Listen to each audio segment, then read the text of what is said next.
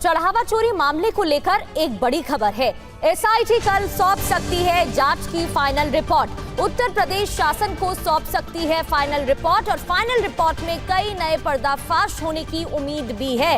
इन पर्दाफाश होने के बाद क्या एक्शन लिया जाएगा, क्या बातें सामने आएंगी, अभियुक्तों को लेकर क्या जानकारी, कौन से नाम होंगे, कई सवाल।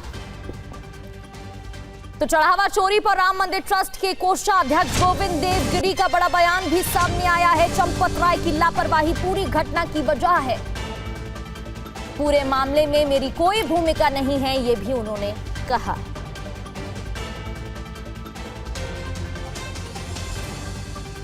चंपत राय जी की असावधानी हुई ये तो मैंने कहा है, लेकिन चंपत राय जी ने भी यह काम हमारे दूसरे न्यासी जो अनिल मिश्रा जी डॉक्टर रहे उनके लिए सौंपा हुआ था और वो इस काम को देख रहे थे, उनके द्वारा भी असावधानी हो गई।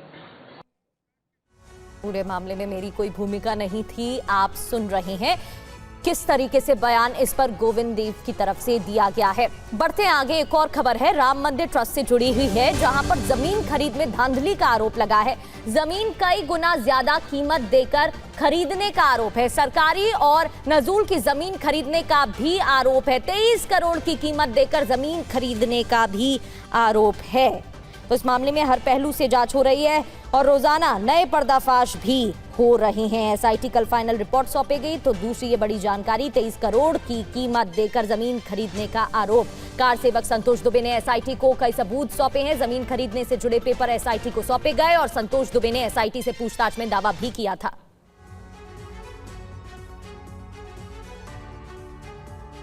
ये जो नजूल की ज़मीन थी, नजूल की ज़मीन को जो ना बेचा जा सकता न खरीदा जा सकता है, उस ज़मीन को चंपत राय जी ने मुरलीदास से वो उन्होंने अपना स्वामित्व दर्शाने की कोशिश की, वो खारिज हो गए थे।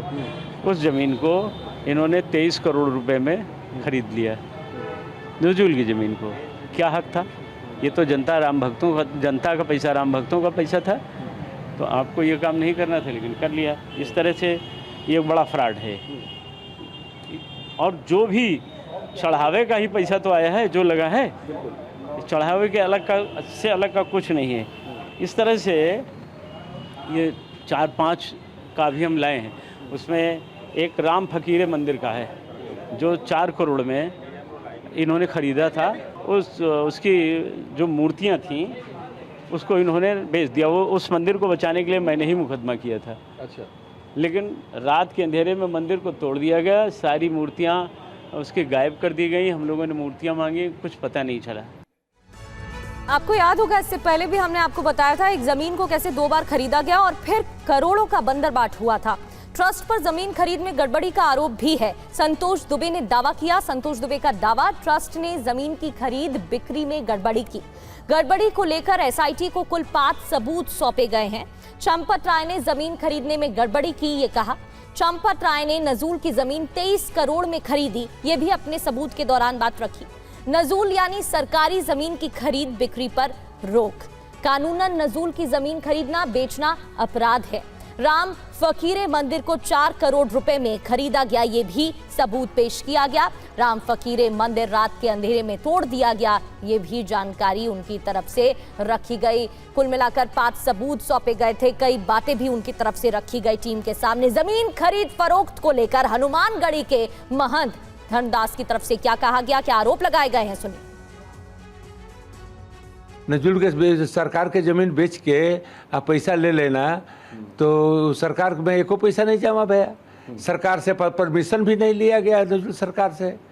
अरे महाराज, ये सब डकैती के एक दूसर स्वरूप बन गया है। अगर इस जमीन को किस तरह से कैसे लिया जाए, आज जितने विवादित जमीन था, नजूल खजूल यही पर चंपत राय टूटे थे। तो राम मंदिर चढ़ावा चोरी विवाद का बड़ा असर भी दिख रहा है। दान पात्रों में नकद चढ़ावा लगातार कम हुआ है, बड़ी जानकारी है। श्रद्धालु रसीद कटवाकर दान कर रहे हैं। ऑनलाइन माध्यम से भी दान करना बढ़ गया है। पहले रोजाना 20 से 24 लाख बैंक में जमा हो रहे थे। 10 जुलाई तक जमा राशि 10 लाख रुपए हुई है। तो ऑनलाइन माध्यम से भी दान करना बढ़ गया है, रसीद भी श्रद्धालु कटा रहे हैं।